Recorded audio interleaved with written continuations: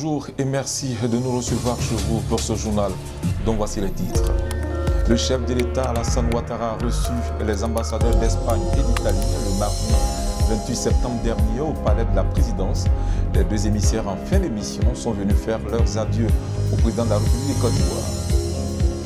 Madame Kandia Camara, ministre d'État, ministre des Affaires étrangères et de l'intégration africaine, représentant l'État de Côte d'Ivoire à la 76e session ordinaire des Nations Unies, a prononcé son premier discours à cette tribune. Merci encore une fois d'être des nôtres. Comme indiqué dans les titres, les ambassadeurs du Royaume d'Espagne, Ricardo López Aranda et Stefano Savio de l'Italie, sont venus faire leurs adieux au chef de l'État, son Excellence Alassane Ouattara, le mardi 28 septembre au palais de la présidence. Ces deux diplomates en fin d'émission ont profité pour remercier le président Ouattara et lui exprimer toute leur gratitude. Ricardo López Aranda, ambassadeur du Royaume d'Espagne, à sa sortie d'audience. J'ai remercié Monsieur le Président de la République de son attitude envers l'Espagne et de son travail pour renforcer les relations bilatérales. Et j'ai aussi salué son rôle dans la direction de la République de Côte d'Ivoire ces dernières années. Nous avons fait un peu le bilan des relations entre la Côte d'Ivoire et l'Espagne. Il y a aussi une présence accrue des entreprises espagnoles d'envergure dans le pays. Et le côté de la coopération, nous avons un programme de conversion de la dette en investissements sociaux qui est en cours et qui fonctionne bien. Et nous sommes déjà en train d'envisager les futurs instruments de coopération que nous allons avoir avec la Côte d'Ivoire. Quant à l'ambassadeur d'Italie, il a souligné que les relations entre son pays et la Côte d'Ivoire sont traditionnellement solides, avec notamment la signature de plusieurs accords bilatéraux dans plusieurs domaines. Stefano Savio. On a conclu beaucoup d'accords entre nos deux pays qui constituent l'architecture qui favorise l'intensification des relations bilatérales. Je pourrais citer des accords en matière de sécurité, en matière de gestion des flux migratoires et surtout les bonnes relations économiques entre nos deux pays. À partir de la découverte majeure de la compagnie pétrolière italienne Eni qui vient de faire au large d'Abidjan, l'Italie et la Côte d'Ivoire sont des pays qui sont destinés à marcher ensemble. Parce que l'Italie est un pays transformateur à vocation agricole et la Côte d'Ivoire est un pays producteur qui a l'ambition de devenir un pays transformateur.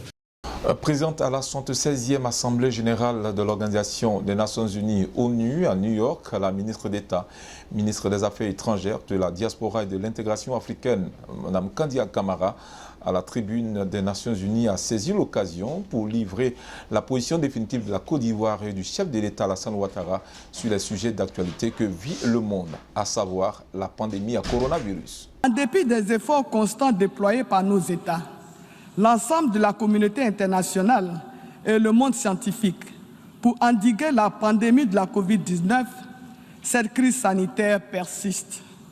Elle prend au demeurant des proportions inquiétantes avec l'apparition de nouveaux variants plus contagieux et tout aussi mortels que les précédents.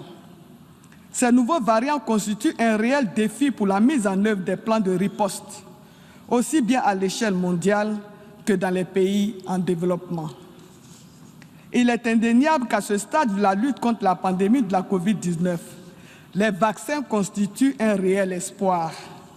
Nous devons en conséquence amplifier les initiatives nationales et renforcer davantage l'action collective par la coopération et la mutualisation de nos moyens de lutte et garantir également l'accès équitable de tous aux différents vaccins. Face aux effets du terrorisme dans la sous-région ouest-africaine et dans le monde de façon générale, la ministre des Affaires étrangères a témoigné des efforts consentis par la Côte d'Ivoire dans la lutte contre cette forme de violence. Les défis sécuritaires, multiformes et complexes ont dans certaines régions du monde été amplifiés par la pandémie de la Covid-19. C'est le cas de la sous-région ouest-africaine et du Sahara, où depuis le début de la crise sanitaire, l'on assiste à une recrudescence des attaques terroristes toujours plus meurtrières. En Côte d'Ivoire, nous avons enregistré depuis le début de cette année 2021 pas moins de 5 attaques ayant occasionné de nombreuses victimes. Fort heureusement, plusieurs autres attaques terroristes ont été déjouées grâce à la vigilance et à la vaillance de nos forces de défense et de sécurité. Ces menaces à la paix et à la stabilité de nos États commandent, en raison de leur nature transfrontière, d'intensifier la coopération sous-régionale, régionale et internationale. La mise en œuvre effective des priorités énoncées dans la stratégie antiterroriste mondiale et de la Convention des Nations Unies contre la criminalité transnationale organisée constituerait de ce point de vue un pas décisif. À la tribune des Nations Unies, la chef de la diplomatie ivoirienne a indiqué à l'opinion internationale que la Côte d'Ivoire, à travers le président Alassane Ouattara, reste attachée à l'entretien du climat de paix et de confiance entre les filles et les fils de la Côte d'Ivoire. La Côte d'Ivoire reste, dans toutes ses composantes politiques et sociales, résolument engagée dans un processus vertueux et irréversible de réconciliation nationale et de cohésion sociale.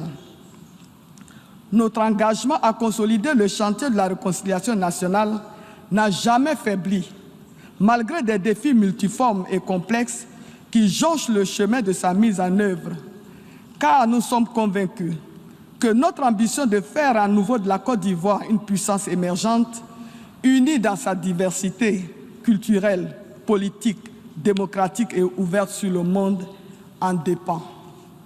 C'est pourquoi le gouvernement ivoirien continue d'œuvrer avec toutes les forces vives de la nation à consolider davantage la dynamique actuelle de réconciliation nationale pour laquelle aucun sacrifice n'est trop grand. Un mot de coopération maritime entre le port de San Pedro et la ville d'Anvers en Belgique.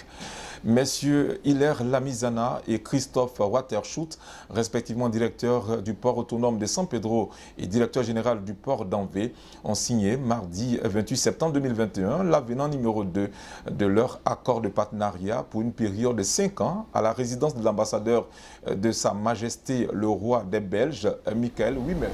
Les échanges entre les deux infrastructures essentiellement basés sur les exportations de produits agricoles, cacao de fèves, semi-transformés, caoutchouc, huile de palme, à partir du port de San Pedro sont passés de 61 751 tonnes à 168 668 tonnes sur la même période, soit une hausse de 189%. C'est ici que prend fin cette session d'information. Merci de nous avoir suivis.